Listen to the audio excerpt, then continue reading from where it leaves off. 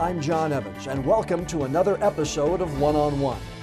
Briana Venskus has landed roles in some pretty popular television shows. The Walking Dead, Grace and Frankie, Agents of S.H.I.E.L.D, and Good Trouble are just a few of them. Her next role is going to be as Queen Azalea in the 2019 North Carolina Azalea Festival right here in her hometown of Wilmington. Now, the festival has decades of tradition, and with Briana being the first openly bisexual woman to wear the crown, it's also going to break new ground for the LGBT community. Well, Briana Venskus, native of Wilmington, North Carolina, actress, advocate, and overall lover of hats, welcome to the One on One with John Evans podcast. Hi, thank you so much for having me. Take me back to where you were and your reaction to when they asked you to be the Azalea Festival for Azalea Festival Queen 2019.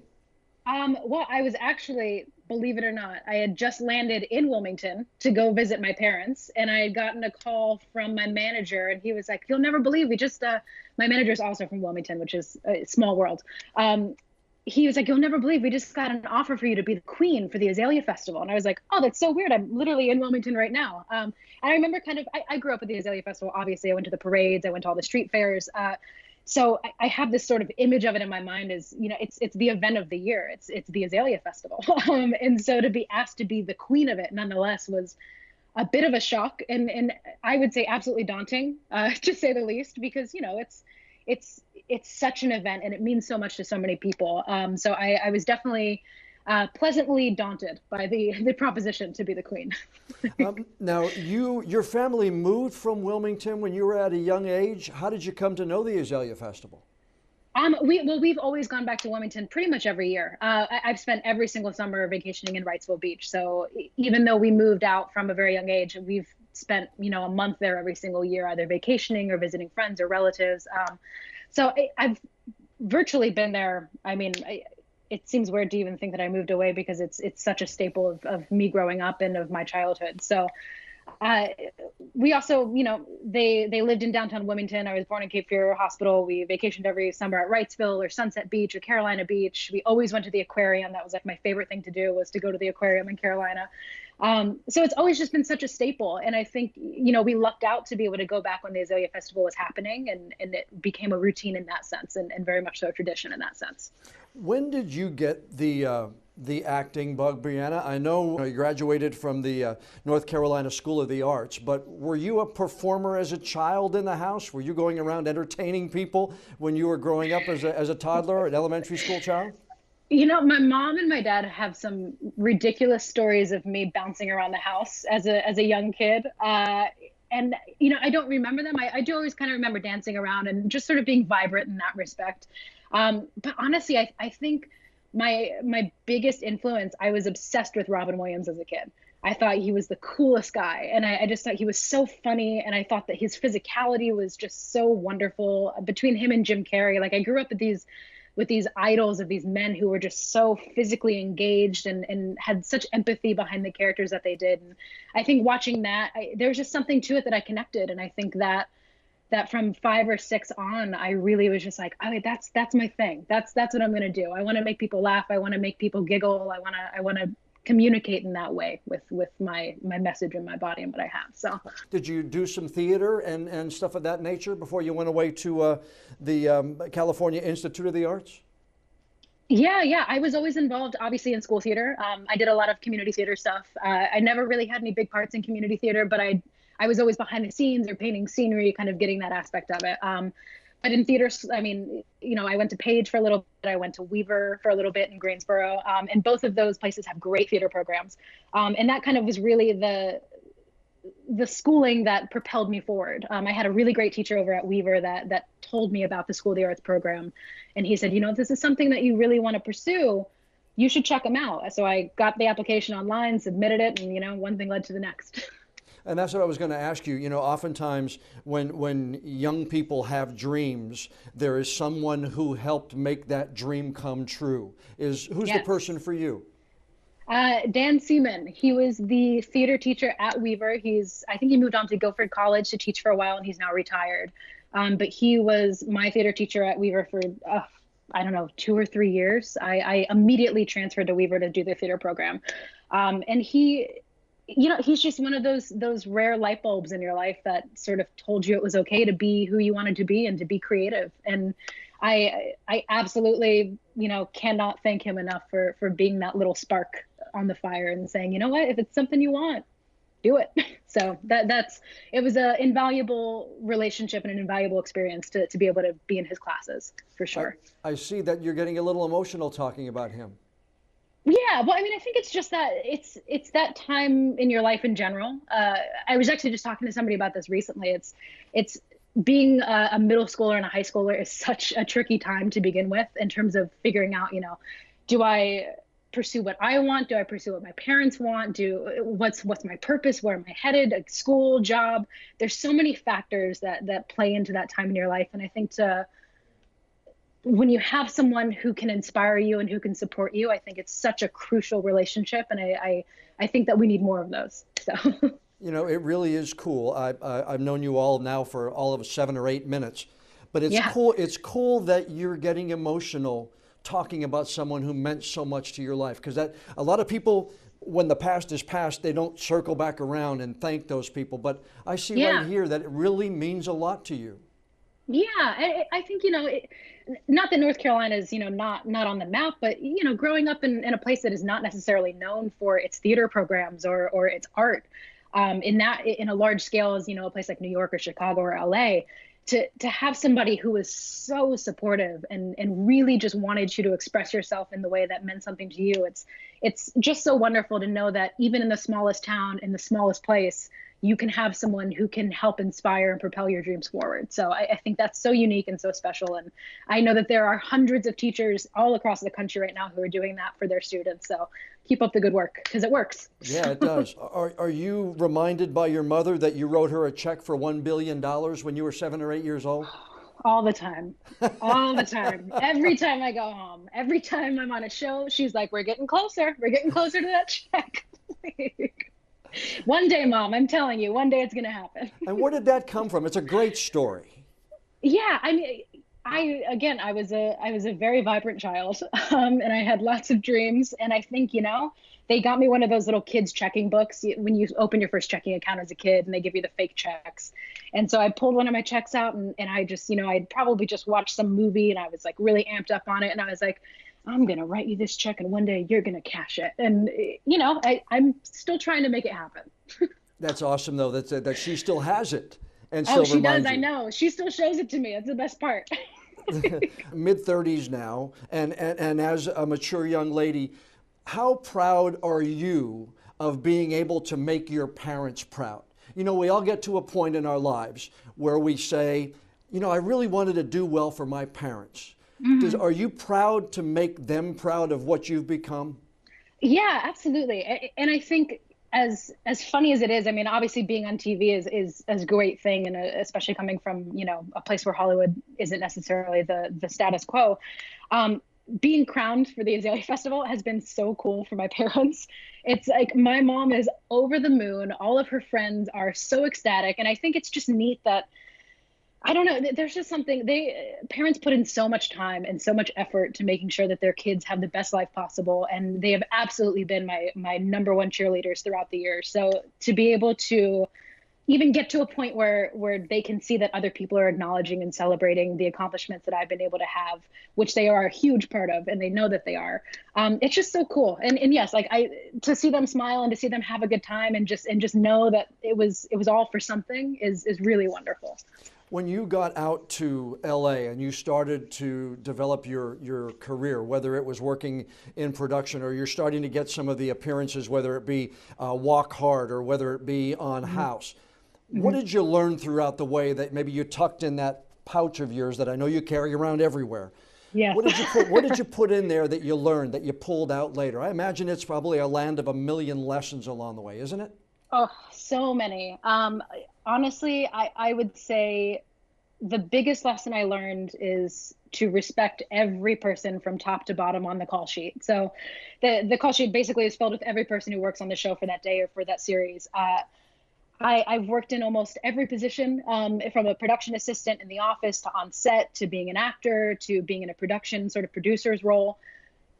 It's every person matters and every person has feelings and is really trying to do a good job at their specific title. And I think the thing I took away from it is that you have to show up to work every day and bring absolutely 110%, if not more than that. Respect the people around you, acknowledge that they're here just like you are to pursue the same goals that you have, and to just really understand that it's a group effort and that no one person is more important than the other. It's really a team activity to make television and film happen. And I think some people forget that, and it kind of becomes more about the actors or the stars, but it really is every person involved from top to bottom. I remember the first time many, many years ago when I first got my first opportunity to anchor a weekend sportscast. I'm, young 20s, got out of school. I was an intern, and I finally got that opportunity, and I walked off that day. It wasn't a great, if I look at the tape now, I'm embarrassed by it. But you get that first opportunity, and then you're doing what you want. Can you take me back to that first time you saw yourself on screen and the mindset, and did you walk off and go, yes, that's me, that's where I want to be? Oh my goodness. The first thing that I actually saw myself on television was on House, which was on Fox at the time. Yeah. And it was House. It was like a critically acclaimed show. It was an incredible cast. I remember turning on Fox and seeing my face pop up, and it was almost this moment of just being like, that's, how am I there if I'm here? But then, it's something that you study for and train for, and are, you're in the world, so it's going to happen. But it's such a surreal moment to actually see years and years and years and years of your hard work finally pay off. Countless auditions, meeting hundreds and hundreds of people, going to countless meetings, putting in the work, barely getting sleep, waking up to pay your bills just to be able to go out and maybe audition for something. So to kind of have that accumulation, even for just that first role, as small as it was, to have it actually pay off and have it actually happen was just a surreal thing to witness. You're very strong-willed. I can tell that already. Did you ever come maybe this close to just saying, done? Oh my God, yeah, every day. Really? If I have to be honest, this business is not for the faint of heart. You, as a creative person, I think it's even harder because you really do pour your heart and soul into everything that you do, and your creativity is so personal.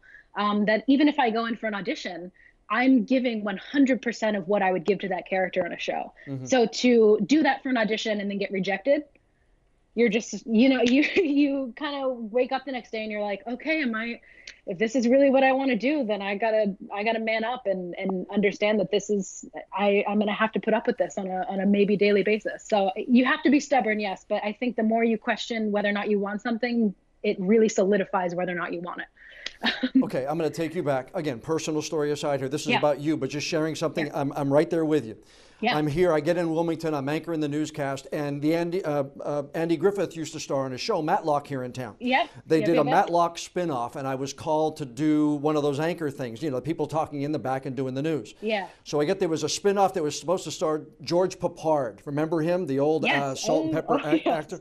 So I went in and read for this thing, and I called my mom and dad back in Pennsylvania, read for it. They said, okay, great. I said, Mom, Dad, I'm going to be in this show. It's a spinoff of Matlock. You got to watch it this Thursday night, 9 o'clock, right after Matlock. I'm going to be on the TV delivering some news. They watched it, and I turned on, and it was somebody else. Oh. They got it. Oh. Apparently, I don't know what happened, but you talk about wanting to crawl into a trash can. Yeah. Yeah. I can't imagine it.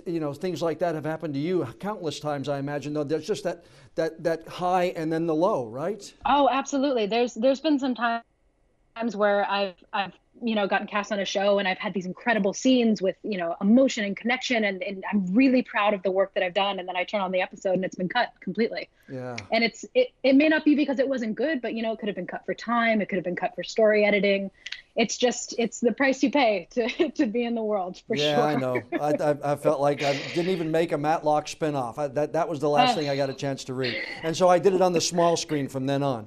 You've had the opportunity to work with some really pretty cool people. Hugh Lowry from on House, Jane Fonda and Lily Tomlin on Grace and Frankie. Legends. Do you pick things up by osmosis being around them? Oh, absolutely. I would love to think that every person I brush up against in a professional setting somehow influences or has an impact on me. And I think for the most part, especially from Jane Fonda and Lily Tomlin, those two women are so professional and are so insanely good at their jobs, just in terms of showing up, knowing their lines, getting everything done in a quick manner, having respect for the crew and respect for the talent. It just goes to show you that when you do things the right way, it really does make a difference, especially in film and TV. And I think being kind and being a professional are hands down the two biggest tools that you can have working in this industry. And I think Jane Fonda and both Lily emulated that in a way that I can't even describe with words, because it was just such an experience to show up. And I mean, even on The Walking Dead, honestly, too, that show has so many cast members. They are all so insanely sweet. They are so welcoming. They make you feel like you're part of the family right out the gate. I mean, anyone who's seen the show knows how taxing it can be, even just to watch it. You're like running through the woods, you're tumbling down hills, you're fighting zombies. It's a very grueling show to not only watch, but to be a part of. And I think the only way to get something of that scale done in the manner in which it does is to have good people doing great work and having respect for each other. And I think those three things tied in have made every experience that I've been on TV just above the moon. And are most people nice, though? Are the ones that are, I'm going to use the term, stuck up or think they're above everybody else? Are they the rarity in those you've come across with? In my experience, absolutely. The people who think that they are, maybe a level above the rest have been few and far between on every show that I've been on. And that's not to say that they're not out there, because I know they are. And I've definitely encountered some of them in other settings, not as an actor, as a production assistant. But I know they're there. But I think for the most part, we've really come into a time in the industry where people realize just how hard it is to get a job and how lucky we all are to be storytellers and to be in the industry that we are. And so I think there's a respect for it. And I think that, for the most part, everyone really acknowledges and holds that very high on the list of things to be respectful of and to really appreciate. Were you a fan of The Walking Dead before you got the job on that show? I was. I thought the first season of that show was one of the best seasons of television ever. I had watched that season, I'd say probably 4 or 5 times, and it was so different. I think that was what I really loved about it. It was just unlike anything I'd ever seen on television before. And so that kind of had me hooked from there. And then when I got the call, I had auditioned for that show 4 or 5 times before I actually got cast on it. Yeah. And so when I finally got the call that I was cast, I was just like, really? What am I? Did I really get cast this time? And I did. And, I lucked out that I got such a great little part. And, I've been able to kind of hold on for a few seasons now, which is great. Whose fans are more rabid, I guess is the term I want to use? The Marvel comics, the DC comics, or The Walking Dead? Because you've encountered them all, and you're in all 3 of those universes. Oh, goodness. They're all so ferocious in the best way possible. I mean, the Walking Dead fans, I would say, have the best concept of family. There's an air about Walking Dead fans where no matter whose side you're on, the saviors or Hilltop or the good guys, the bad guys, there's just such a respect for the culture of the show. And I think everyone just really understands that even though it is just a TV show, it really has become this place where, the outcasts and people can kind of come together and say, we all love this one thing, let's support it and have a good time and really dive into it and sort of live, eat and breathe it, which is wonderful. So I think the idea of the family for The Walking Dead is really strong. In terms of DC and Marvel, they're such intense histories behind the two of them. Yeah. I would definitely say DC has some strong support, but I have found that the Marvel fans are so hands-on and so gung-ho. I mean, the feedback I've gotten from Agents of S.H.I.E.L.D. from my character on that show is just so insanely cool, as well as my character on Supergirl. But I don't know, Marvel fans they're really something special, I gotta say. Okay, well, I in doing research for you, I came across an autographed card for Briana Venskus as Agent Vasquez from season 1 of Supergirl on eBay. Yeah. $30.19. Oh, wow. That's what I'm going for these days. Brand new. Man, you're up there in the high rent district. I know. They'll put the money behind it. Yeah. I want to, and if you don't want to talk about this, I understand. Mm-hmm. For those of us who don't know, how liberating was it for you in 2015 to come out and tell everybody about your sexuality? You know, it's a very simple feeling, but it's definitely a very clear one. I think there's this sort of moment before where you are who you are, and you're living your life the way you are. And then there's this moment after you've acknowledged as part of you and you're sort of unapologetic about it. Mm-hmm. And I think sort of flipping that switch and just opening yourself up to the world takes off so much weight and so much pressure.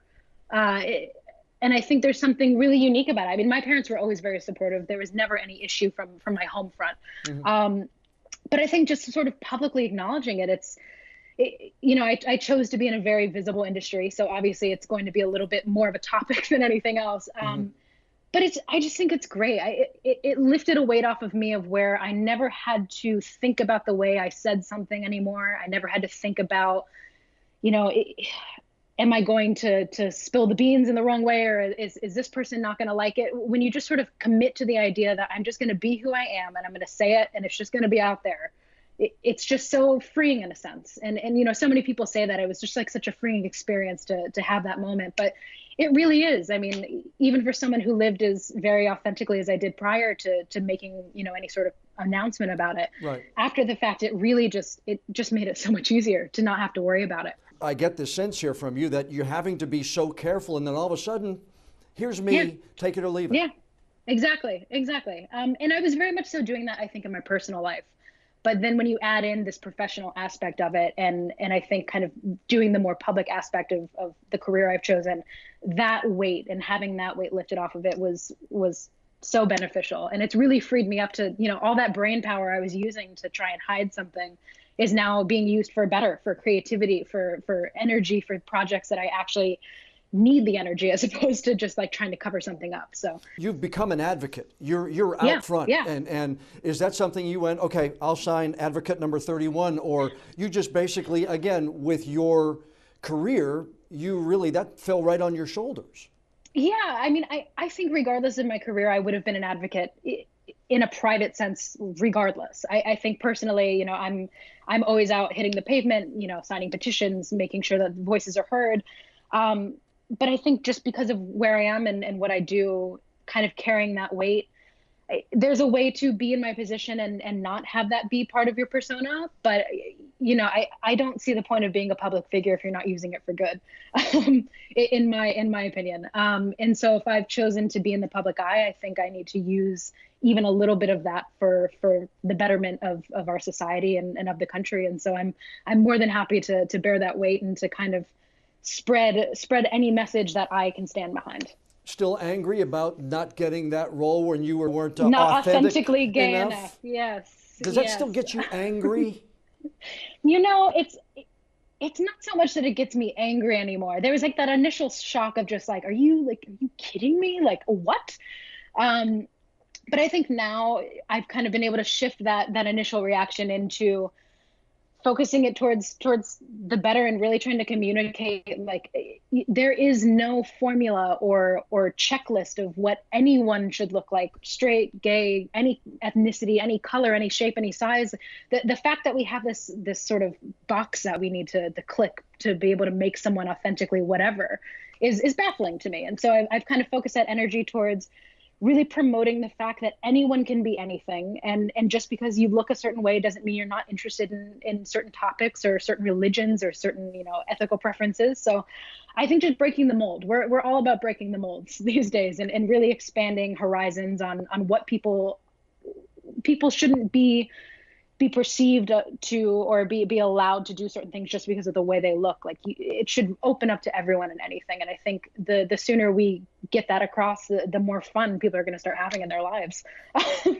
Knowing Wilmington and the Azalea Festival, knowing the history, and then were you surprised or angry at maybe some of the reaction that one Instagram post you got received? You know, I have to ask you about this because I think it's something I know. You were head first and you responded to it, but how did that hit you when you had some of that pushback? I mean, As a person, I think obviously, it's a little bit of a prick just because I am a person and I have feelings. But there are hundreds of thousands of, millions of billions of people in the world. You're not going to make every single one of them happy. It's just not going to happen, no matter who you are. And I think kind of I accepted that early on in my career. And I think the more I've sort of clung to that ideology, the better. I definitely think their opinions are valid. I don't want to tell any of them that they're wrong, because they're not. It's their opinion. It's their point of view, and they are 100% entitled to have that. But I also think there's room to highlight the fact that while they may have found a particular post featuring a particular finger, that they also did overlook plenty of other posts where I had peace signs, where I was celebrating my family, where I was celebrating my friends, where I was standing up for people who didn't have a voice. So to pass over so much good to focus and hone in on one negative was I think the most, I think that was the most upsetting part of it, was to think that all the good that could be done was being overshadowed by one particular thing. And I definitely know that I'm not the obvious choice for the Queen of the Azalea Festival. It's a little bit off the beaten path. I understand. But I think that that's also a testament to Wilmington and the growth and the change in North Carolina, putting the foot forward and saying, you know what, the South is made up of so many different people. And yes, the tradition is alive. And yes, we're going to honor that tradition. But we're also going to put a new face on it and see what happens.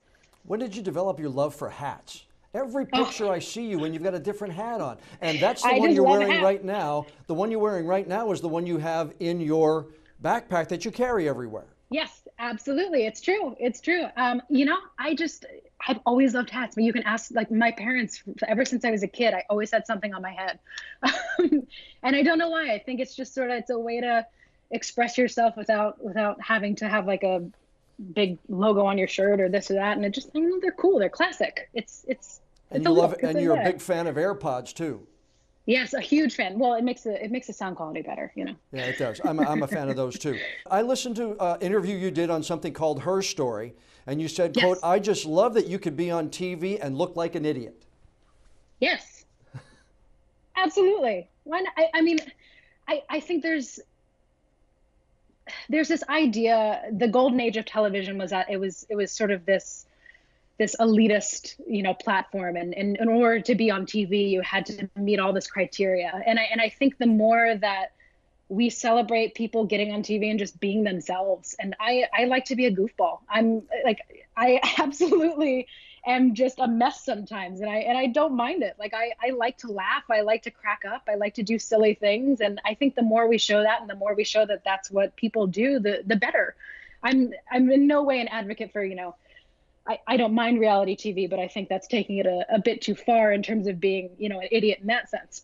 But I think the more you can show yourself being who you are on a daily basis and taking away that air of mystery and that air of untouchable quality, and the more we sort of humanize each other and show that I laugh at the same stuff everybody else does, and we have that in common, I think that's what's important. And yeah, I love to be an idiot on TV. I think it's great. And as much as there is backlash on Instagram for, having it available for everyone to see, I also think there's something really great in that. And I think it's such a platform to be accessible to people who might not get to know you or get to meet you in person, and for them to get a taste of who you are and for them to really connect with you in a way they weren't able to before. What will we see you in next? Well, I'm currently in Good Trouble, which is airing right now on Freeform. And then the next season of Agents of S.H.I.E.L.D. comes out in May, which I will be on that. And I do believe I was in the movie, it was called Departures, but now it's called Then Came You, with Ken Jeong, who's also a North Carolina native. That was released online, so that should be coming out on a more widespread platform relatively soon. So just chugging along, same projects, just keeping up with them, which is awesome. I'm so grateful for those jobs, and I'm on that audition grind trying to get the next one. What makes it a good day for Briana Venskus? Oh man, waking up. That's always nice. That's a good first start. Yeah, but what makes it a good day? Start. If you can lay your head down on the pillow at the end of the day, what makes it a good day? I would say if I spend at least 30% of the day laughing or smiling, maybe another portion of the day really critically thinking about my career and the things I've done and how I can better my career and better myself personally and fulfill my goals. And then also just spending time. I mean, I love sitting around with my dog and, watching a good show and having a drink at the end of the day and just being grateful for the things that I've been given, which is a lot. I'm so lucky in so many ways to have the home that I do and to have the friends that I do. And so I think if I can at least celebrate some portion of that throughout the day, it's a good day. You've been very kind to let us peek behind the curtains of Briana Venskus, and you are going to have to take that hat off when they put the Azalea Queen's I know. Crown on there. I've been struggling with it, but it's going to be okay. I'm going to make it. All right, Briana. Wilmington is awfully proud of everything that you have done, and this has been a whole lot of fun for me. Oh, thank you. Yeah, it's been so great. I'm so glad we got to make it work. I can't wait to get back home and meet everybody in person. So, see you at Azalea Festival. Yes, absolutely. Many thanks to Briana Venskus for joining us for this week's podcast. Make sure you say hello when she's crowned the Queen of the 2019 Azalea Festival. And don't forget those upcoming episodes of her shows like Good Trouble and Agents of S.H.I.E.L.D. and The Walking Dead. And if you're on social media, she's a great follow on Instagram and on Twitter. Before we go, I'd like to ask you again to please subscribe to the One-on-One with John Evans podcast on whatever app that you use, and leave us a rating or a review if you would. That'll help us with our listings and help us bring in even more listeners. I'm John Evans. Thanks so much for joining us for this week's episode of One-on-One.